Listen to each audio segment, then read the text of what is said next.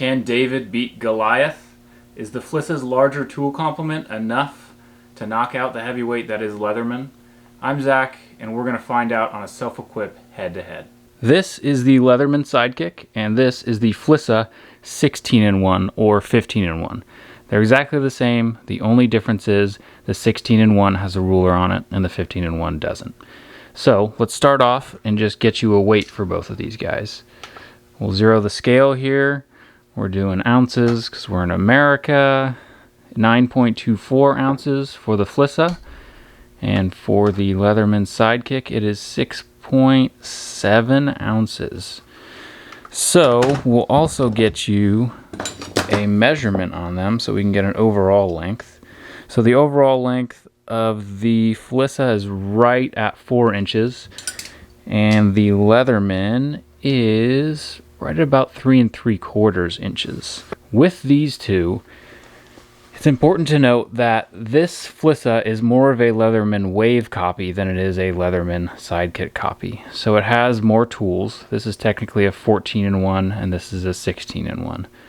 So some might say, oh, that's not a fair comparison, but I'm looking a little bit more price-wise to try and even it out. So this Flissa goes for $30 on Amazon pretty regularly. And this Leatherman goes for about $70. So still $40 more than this. You could buy 2 of these and still have $10 left over to spend on Amazon. That's why I'm doing this comparison today. Let's start with the Flissa. Opening it up, as you can see, it has the pliers, needle nose pliers, as every good multi-tool should. It is not spring assisted. Some of you might hate that, some of you might love it. I'm still undecided. As you see, it has the wire cutters in here. This is like a hard wire cutter, and this is the soft one.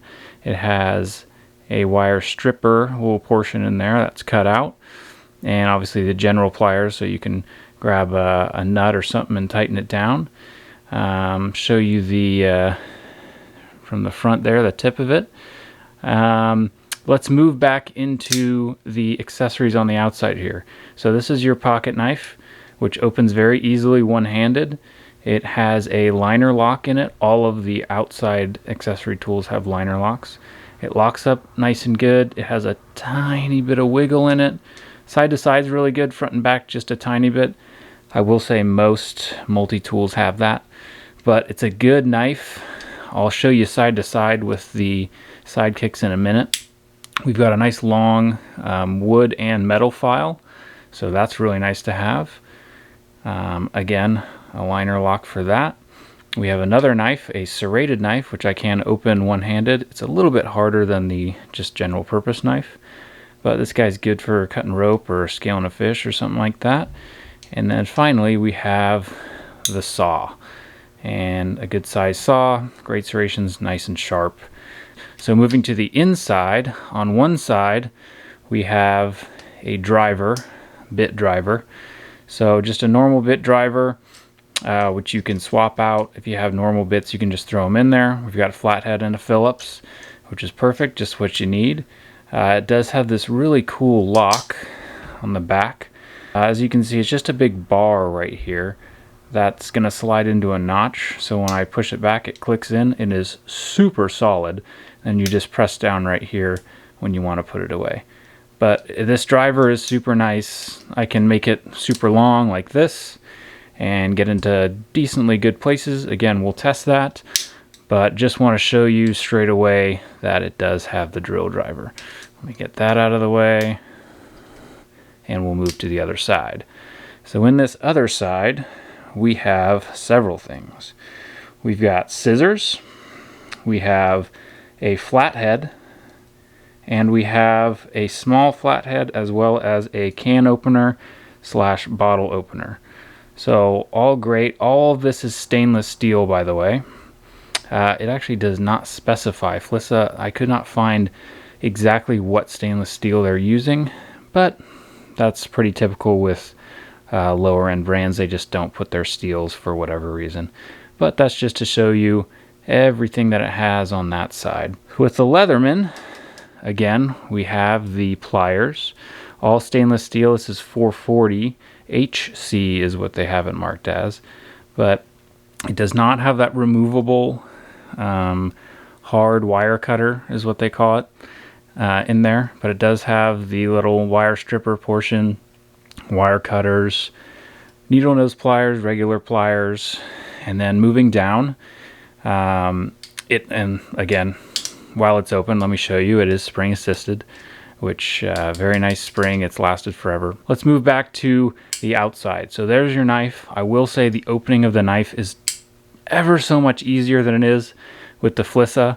It's a really nice little sheep's foot slash drop point blade on there. Has a good blade hole to push it open with, kind of just like the Flissas. And on the other side, you have the saw. The saw is really difficult to get out, but as you can see, I did it with my left hand there. So it is possible, but it is very, very difficult to get out. You can see it's kind of got this weird little like alligator beak, alligator snout on it looking thing. So I don't know whether you like that or not. I think it's kind of cool, but hard to open, a little bit harder to close. Not that big of a deal for me, but might be for someone else. Opening it up and looking inside, on this side we have our sweet ruler on the back of the file, which claims to be a wood and metal file as well. We have the can opener slash bottle opener, and we have our knife, so our serrated knife. As you can see, obviously much smaller than the serrated knife that comes on the Flissa, but again, this is not technically a 1-to-1 comparison, as this one is only a 14-to-1 and not a 16-in-1. But on this side, we've got our Phillips and our flathead. The Phillips has a pretty interesting profile here. As you can see, it's very flat this way and very wide this way. And I believe the reason they do that is so you can use it on a wider range of Phillips head. While it is still pretty narrow, it does go pretty wide. And obviously you've got a nice flathead here, good for either prying or using as a flathead screwdriver. And again, I'm just going to leave this all open because that is it. I should mention this does have a ring, so if you wanted to put something, you can keep this out. You can throw a lanyard on it or something on the end of it, but the Flissa actually does not have that. So here's the two of them all the way open. You zoom out here a little bit so you can get a good view. So that's all of their accoutrement, as it were. So now we're going to move into some testing. So let's talk about the knife part right now. Oop, that's the wrong one. We're going to flip it over, and we're just talking about the normal knife here. So like I said, easy one-handed opening for both, but if you compare them side to side, the Flissa definitely has more blade on it. So you're going to get a little bit more cutting edge with the Flissa than you are with the Leatherman. A little bit longer, as the tool overall is a little bit longer. So what I'm going to do is, since I've owned both of these, this one for about a year, year and a half, and this one for about 3 years, I'm going to try and level the playing field here a little bit. I'm going to do 15 passes on the coarse and 15 on the fine. These guys are sharpened now. Again, this is a very rough sharpening, but we'll just show you that they can both cut cardboard here. Oh man, there we go. A little tearing on that one. 1, 2, 3 with that one, and then let's try the Flissa. Got a little bit longer blade.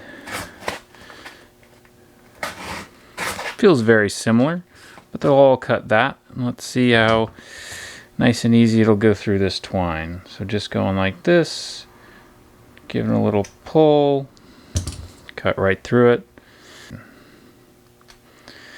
It might have been a touch easier, possibly. Now we have the serrated blades out. As you can see, obviously the Flissa is much larger than the Sidekick here on the Leatherman. And the positioning is a little bit different, as this is on the outside and this is on the inside.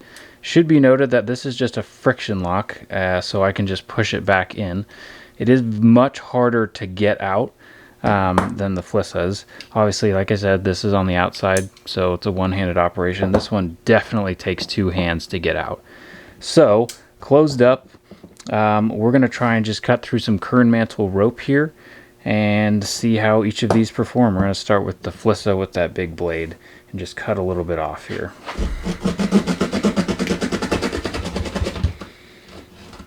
Digging into my workbench there a little bit, but I got through it. Let's try the Flissa out. This one. wow, much sharper than the Flissa's blade. Did got through it a lot faster. The smaller blade, and yeah, this is way sharper than the Flissa's, that's for sure. So the saw is on the outside for both of these. This, and both on the right side of the tool. Again, much easier to get out with this one. The saw itself is a little bit larger on the Flissa, again, just a little bit. Has a little bit larger teeth as well. So we're going to test that on just a piece of old redwood fence board here. Redwood's pretty soft. Let's just see how long it takes to get through this with the Flissa to start.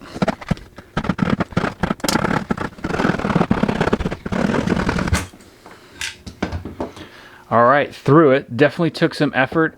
As you can see in the beginning, it took a little bit to get it started, but it wasn't terrible. Considering the saw is very small and one-handed use. But let's see how the Leatherman does. Alright, so we've got the Leatherman saw here, and let's try it out.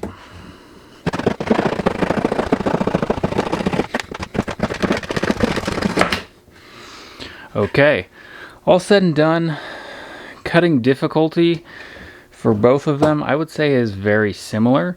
This one was definitely easier to get started. It is a little bit, maybe they're about the same thickness. Yeah, they're about the same thickness, I would say. But whatever the design of this saw is, just a little bit easier to get started. And both of them, I could go all the way to the bottom pretty easily and cut all the way through it. So there you have it. So now we'll talk about the performance of the pliers. And one thing I wanted to mention is, and show you, is that with the Flissa, whether you guys care about this or not, I can open this Flissa with one hand pretty easily. Just kind of flick it open and flick it closed like a butterfly knife. That's relatively easy with this Flissa. Whereas if I'm doing that with the Leatherman, I definitely have to use the heavier side because that's going to give me a little bit of an assist. And it is much more difficult, probably having to do with that spring a little bit, and probably just about it being a little bit tighter, and the tolerances are a little bit tighter than the Flissa. But there you have it. You can open both of them with one hand. The Leatherman just takes a little bit more finesse. So let's show you what these pliers can do. I've got some just steel fencing wire right here. So I want to show you guys that, yes indeed, these wire cutters do work with very minimal effort on both of these guys.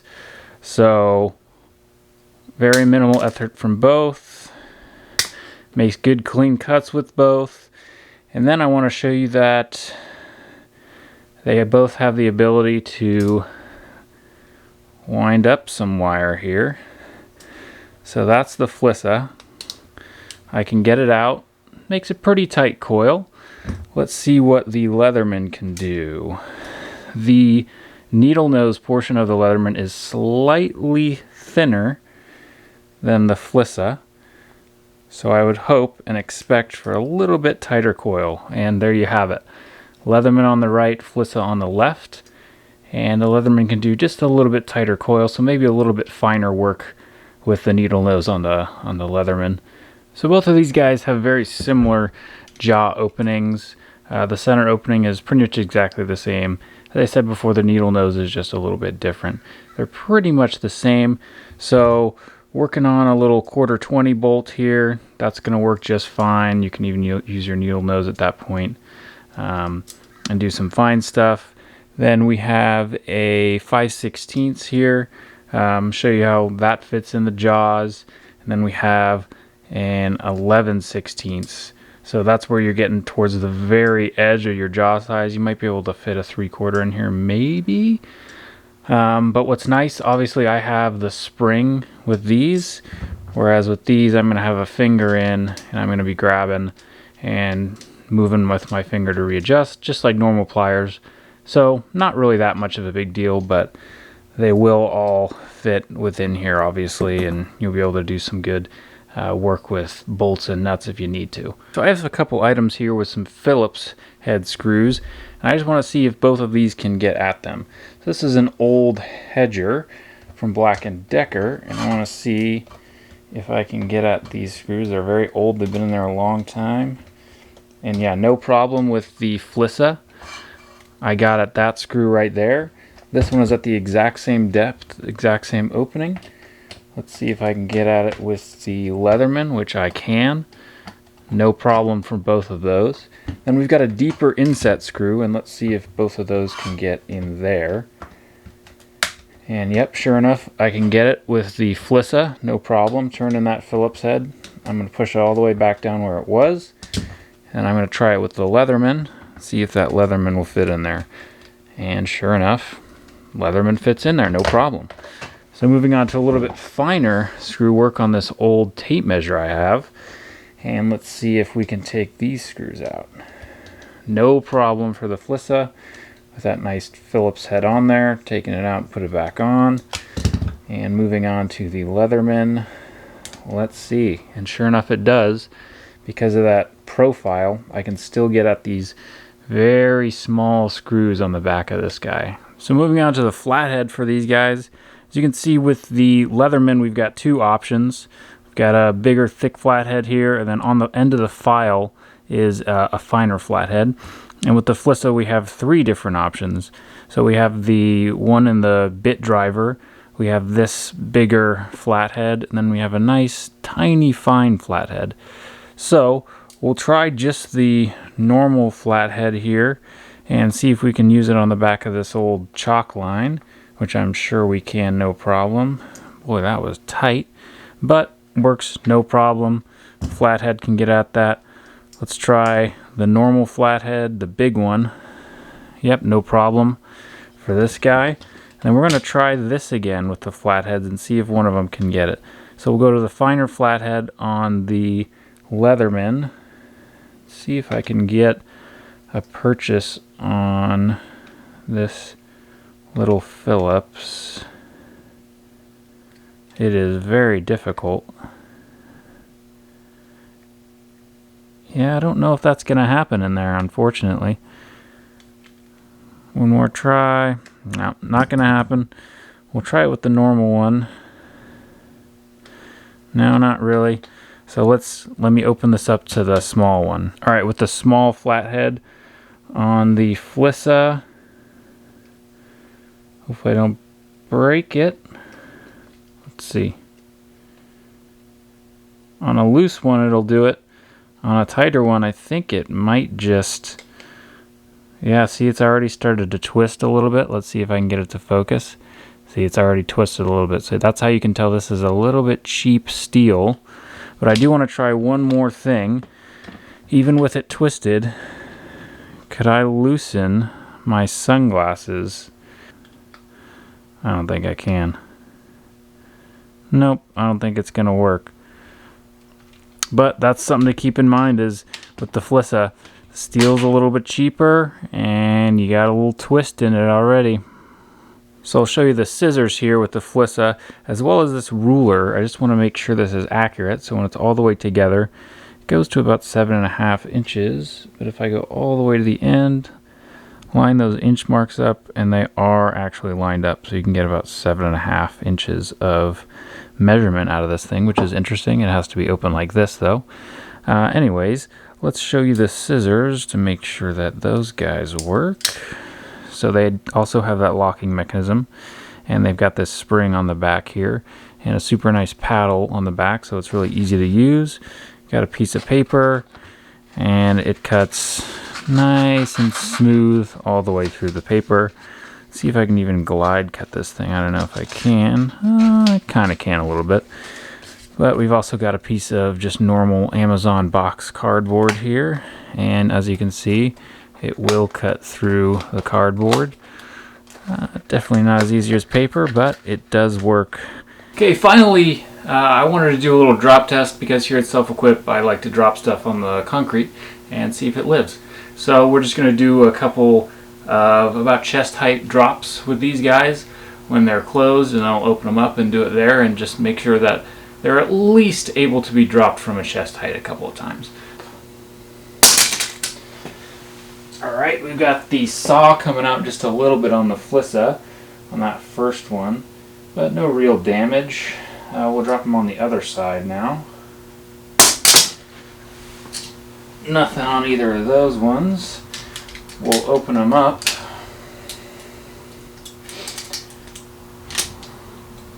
and we'll see what happens when they're open and get dropped on the ground. Woo! Yard sale for the Flissa. So pretty much everything came out of this side of the Flissa when it was dropped. And that's including these two inside. Let's do one more, just drop it on their head here. Whoop! What did we lose?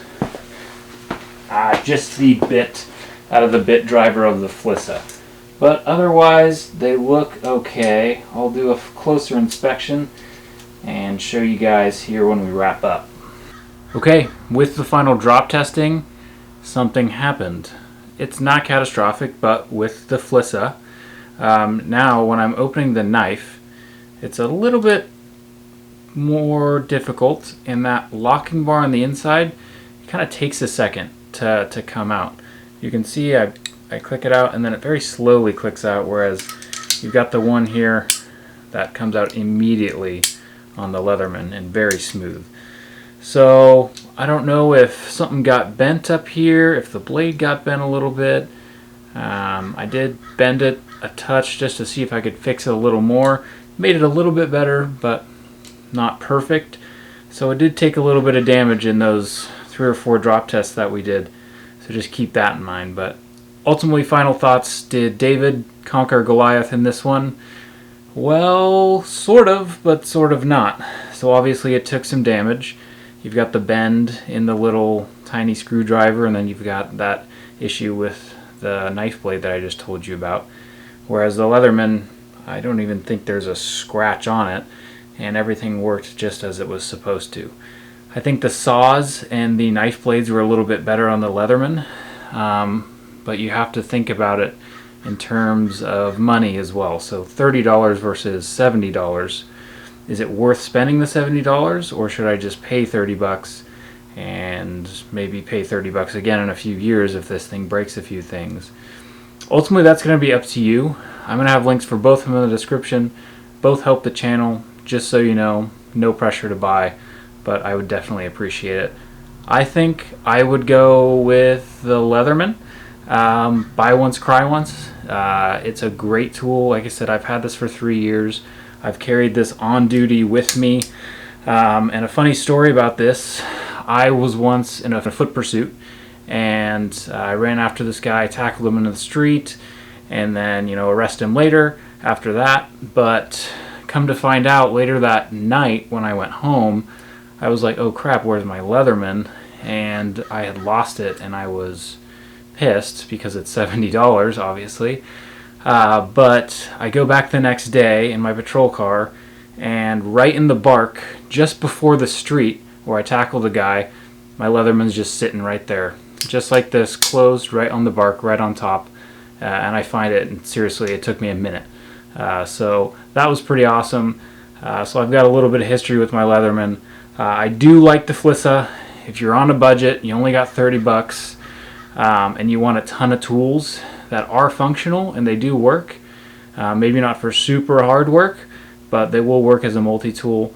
I think the Flissa is a great choice as well. Thank you guys so much for watching. Please subscribe, hit the like button, comment, tell me what you think about these guys, tell me what you think about multi-tools. Am I wrong? Am I dumb? Am I smart? Who knows?